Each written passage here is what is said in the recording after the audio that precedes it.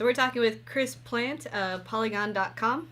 So Chris, why do you think AAA games get really high scores even if the gameplay after a while seems to, be crap?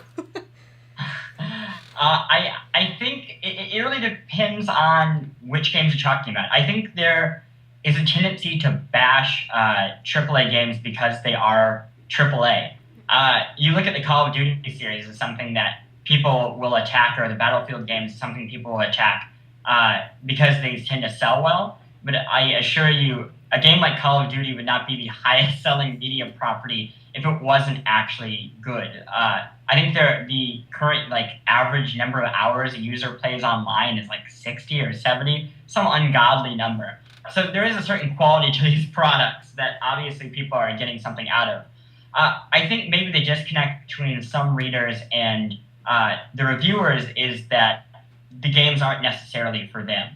There is an increasing number of people who are big fans of games, but are specifically fans of indie games, or games that are trying to do something different than the brown toned, gritty, dirty shoot fests. That doesn't mean that those shoot fests aren't still great games. It just means they're not quite the games that people who like a different sort of maybe introspective game want.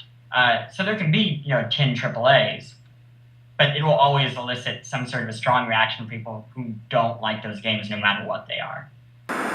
Do you think that the gaming journalism industry is a bit tainted by the big corporations offering exclusives and huge amounts of money in advertising?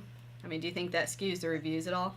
Not really. I think it's easy to perceive the gaming industry to be tainted because of its history. I think when you look back into the 1990s and the days where, you'd hear stories of editors being flown to Shanghai and getting to go skydiving and drive monster trucks or whatever before they reviewed a game. I'm sure there was a bit of that back then.